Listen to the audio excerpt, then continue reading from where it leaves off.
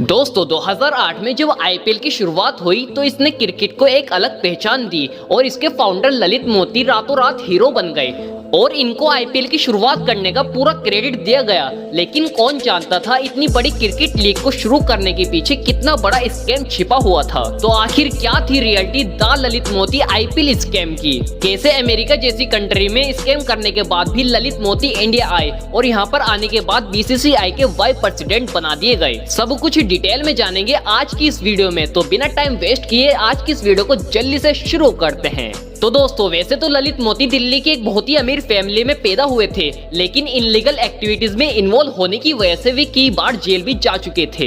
Actually उनके father Krishna Kumar Modi कई सारी सिगरेट कंपनी के मालिक रह चुके हैं और आगे चलकर ललित मोदी अपनी हाई एजुकेशन के लिए यूएसए गए, जहाँ पर उन्होंने इलेक्ट्रिशियन और बिजनेस डेवलपमेंट की पढ़ाई की। लेकिन वहाँ रहते हुए उन पर हमले, किडनैपिंग और ड्रग सप्लाई जैसे आरोप लगे। एक्चुअली 1985 में जब ललित मोदी सेकेंड ईयर में थे तो उन्होंने और उनके 3 दोस्तों ने हाफ केजी कुकिंग एक होटल के अंदर $10,000 में खरीदने की कोशिश की, लेकिन सेल्समैन ने उनके साथ धोखा करा और उन्हें गन दिखाकर उनसे सारे पैसे लूट लिए। हालांकि अगले दिन ललित मोदी और उनके तीनों दोस्तों ने एक स्टूडेंट की पिटाई कर दी। उनका मानना था कि इस धोखे के पीछे इस स्टूडेंट का हाथ है। अब नतीजा ये हुआ 1 मार्च 1985 को ललित मोदी को कुकिंग और किडनैपिंग और तस्करी के आरोप में गिरफ्तार कर लिया गया। अपने इन गुनाहों को उन्होंने कोर्ट में भी कबूल किया, जिसके बाद उन्हें 2 साल की सजा हुई। अब जेल में रहते हुए ललित मोदी ने यूएसए गवर्नमेंट से अपनी सजा कम करवाने की अपील की, जिसके बाद से गवर्नमेंट ने उन्हें 100 घंटे की कम्युनिटी सर्विस करने के लिए कहा।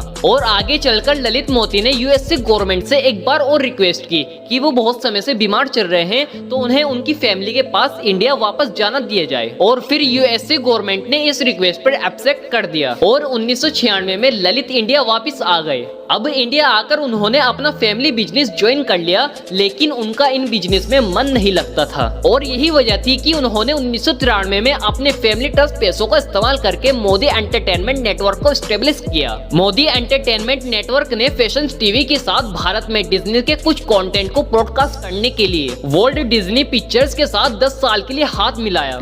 लेकिन जब इस कॉन्ट्रैक्ट का टाइम पीरियड खत्म हो गया तो उन कंपनियों ने दोबारा से ललित मोदी के साथ काम करने के लिए साफ मना कर दिया, क्योंकि उन पर आरोप लगाया गया कि वे ट्रांसपेरेंसी के साथ काम नहीं करते। इसके बाद से अपने इस बिजनेस में फेल होने के बाद ललित ने 2002 में ऑनलाइन गेम्स में एंट्री ली, क्योंकि इसी साल ऑनलाइन गेम को सरकार ने हरी झंडी दे दी थी। ऐसे में ललित मोदी पहली कंपनी थी जिसने इस फील्ड में अपना कदम रखा और केरला में सिक्सो कंपनी की शुरुआत की। लेकिन केरला में भी ललित के ऊपर पैसे हड़पने का आरोप लगा, जिसके बाद केरला ने इस कंपनी को ही बैन कर दिया।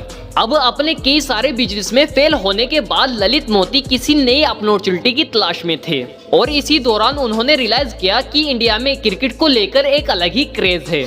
अब जब वो यूएसए में थे तो उन्होंने वहां पर देखा था कि बहुत सारे गेम्स की एक प्राइवेट लीग होती है, जिसमें सिटी वाइज टीम बनाकर मैचेस को खेले जाते हैं और ये स्पोर्ट वहां पर बहुत ज्यादा पॉपुलर भी है। यहीं से ही ललित ने दिमाग लगाया क्यों ना इंडिया के अंदर भी क्रिकेट की एक ऐसी ही लीग बनाई जाए। और अपने इस आइडिया को लेकर वे बीसीसीआई के पास पहुंचे और उनको पूरा यकीन था कि उनको इस काम के लिए परमिशन मिल ही जाएगी। लेकिन बीसीसीआई ने उनके इस प्रस्ताव को पूरी तरीके से ठुकरा दिया। इसके बाद से ललित मोदी को एक बात समझ में आ गई कि अगर क्रिकेट लीग की शुरुआत करनी है तो उनको बीसीसीआई पैनल के अंदर अपनी जगह बनानी पड़ेगी। इसलिए उन्होंने हिमाचल क्रिकेट एसोसिएशन को ज्वाइन किया, लेकिन अननोन रीजन के चलते उन्हें सस्पेंड कर दिया गया। इसके बाद 2004 में ललित को पंजाब क्रिकेट एसोसिएशन के वाइस प्रेसिडेंट बना दिया गया। फिर आया 2005 जहां शरद पवार को बीसीसीआई का प्रेसिडेंट बना दिया गया और कहा जाता है शरद पवार को ये पोस्ट दिलाने के लिए ललित मोदी ने कई सारी स्टडीज को अपनाया और पर्दे के पीछे से खूब सपोर्ट किया, जिसके बाद शरद पवार के ये खास बंदे बन गए। और इसका फायदा ये हुआ कि ललित मोदी को इसी साल ही बीसीसीआई का वाइस प्रेसिडेंट बना दिया गया। और दोस्तों कुछ इसी तरह से ललित मोदी बहुत ही कम समय में अपनी मंजिल तक पहुंच गए, क्योंकि अपने सपने को पूरा करने के लिए बीसीसीआई की वाइस प्रेसिडेंट की पोस्ट ही काफी थी। अब बीसीसीआई से जुड़ते ही वे अपने सारे प्लान्स को एग्जीक्यूट करने लगे, जिसमें सबसे पहले था सारे मेंबर्स का दिल जीतना।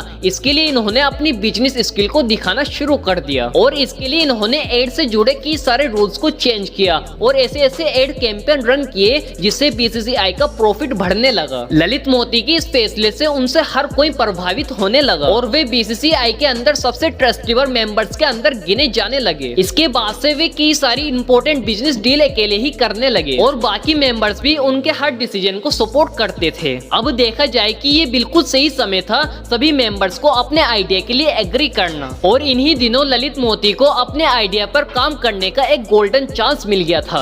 एक्चुअली होया यूं, जी टीवी जो जी एंटरटेनमेंट, जी न्यूज जैसे चैनल को ऑन करती है, उसने आईसीएल की शुरुआत की। इसका फुल फॉर्म होता है इंडियन क्रिकेट लीग और इसका कॉन्सेप्ट भी बिल्कुल यूएससी की स्पोर्ट लीग की तरह था जिसके लिए ललित मोदी सालों से मेहनत कर रहे थे। ऐसे में आईसीएल प्लेयर्स को बहुत ज्यादा पैसे ऑफर कर रहा था जिसकी वजह से ज्यादा प्लेयर्स उसके साथ जुड़ना चाहते थे और ये सब देखकर बीसीसीआई परेशान होने लगा। उसे लगने लगा कि क्रिकेट से जुड़ी सारी पावर उसके हाथ से निकलकर किसी दूसरी कंपनी के पास चली जाएगी। ऐसे में बीसीसीआई ने अनाउंस किया कि जो भी आईसीएल में खेलेगा उसे हमेशा के लिए इंटरनेशनली बैन कर दिया जाएगा और ऐसे में जो भी प्लेयर्स आईसीएल में खेलने के लिए एक्साइटेड हो रहे थे उन सभी ने अपने पैर पीछे खींच लिए और इसके बाद ललित मोदी ने अपने आइडिया को टीम मेंबर के सामने रखा और उनसे कहा क्यों ना हम भी अपनी क्रिकेट लीग बनाएं और ललित के इस आइडिया को सपोर्ट किया शरद पवार ने और इस तरह से 2008 में आईपीएल के गठन हुआ। आईपीएल अपने पहले ही साल में ही इतना ज्यादा पॉपुलर हो गया कि हर जगह ललित मोदी की तारीफ होने लगी। पर उस टाइम किसी को कानो कान खबर नहीं थी कि ललित मोदी ने आईपीएल के अंदर कुछ ऐसी डील भी साइन की थी जिसका सीधा सीधा मुनाफा इनकी फैमिली को होता है। एक्चुअली ललित मोदी ने राजस्थान की रॉयल फ्रांचाइज का कॉस्ट बहुत ही कम रखा था और इसके सारे राइट्स अपने साले सुशांत राम को दे दिए और साथ ही साथ कुछ ऐसी डील भी सामने आई जिसका फायदा सीधे सीधे इनके रिलेटिव या इनके दोस्त को पहुंच रहा था। लेकिन 2010 में ललित मोदी ने एक बहुत ही बड़ी गलती कर दी जिसके बाद इनका काला सच सबके सामने आ गया। असल में रोनाल्डो स्पोर्ट्स कंपनी ने कोशी तस्कर केरला की डील जीती थी जिसकी को ओनर थी सुशंदा पुष्पर जो बाद में शशांक की वाइफ बनी थी। अब कोचिंग तस्कर केरला बीसीसीआई को 10% की बैंक गारंटी नहीं दे पाया था जो कि हर टीम को देनी होती है, इसलिए एक साल में ही बीसीसीआई ने इस टीम को बैन कर दिया। अब ललित मोदी इस टीम को आईपीएल से नहीं जाने दे रहे थे। ऐसे में वे इससे जुड़े डॉक्यूमेंट्स पर साइन नहीं कर रहे थे और लगातार बहाने बनाकर बीसीसीआई के वकीलों और टीम के मालिकों को वापस भेज देते थे। एक हफ्ते में 9 से भी ज्यादा मीटिंग हो चुकी थी लेकिन मामला वही का वही था। लेकिन टीम का प्रेशर पड़ने के बाद ललित मोदी को रात को 3 बजे कोचिंग तस्कर के पेपर्स पर साइन करना पड़ा। लेकिन साइन करने के बाद ललित मोदी बहुत ही ज्यादा गुस्से में आ गए और उन्होंने एक के बाद एक ट्वीट कर डाले और कोचिंग तस्कर जो कि एक प्राइवेट डील थी उसे पब्लिकली रिवील कर दिया और साथ ही उन्होंने शर्षित होवर पर अपनी पावर का गलत इस्तेमाल करने का आरोप लगाया जिसके चलते थ्रोड्स पर क्राइम्स के चार्जेस लगाए गए और उन्हें मिनिस्टर के पद से इस्तीफा देना पड़ा। और इसके बाद ललित मोदी की एक एक कर इनलीगल एक्टिविटीज सामने आने लगी। इसके बाद इन पर बहुत सारे क्राइम चार्जेस लगाए गए। जांच में इन सभी आरोप को सही पाया गया और 2013 में बीसीसीआई ने उन्हें हमेशा के लिए बैन कर दिया। अब जब ललित को लगने लगा कि अब बचने का कोई मौका नहीं है तो वे भारत को छोड़कर लंदन भाग गए और फिर उनके ऊपर कई सारे वारंट भी लगे। तो दोस्तों आपको क्या लगता है ललित मोदी इंडिया वापस दोबारा आएंगे? अपनी राय हमें कमेंट में जरूर बताइएगा। तो अगर आपको ये वीडियो पसंद है तो वीडियो को लाइक कीजिएगा और इस चैनल को भी जरूर से सब्सक्राइब कर लीजिएगा। तो मेरा नाम है मोइज अंसारी, मिलते हैं किसी और नेक्स्ट वीडियो में, तब तक के लिए बाय बाय।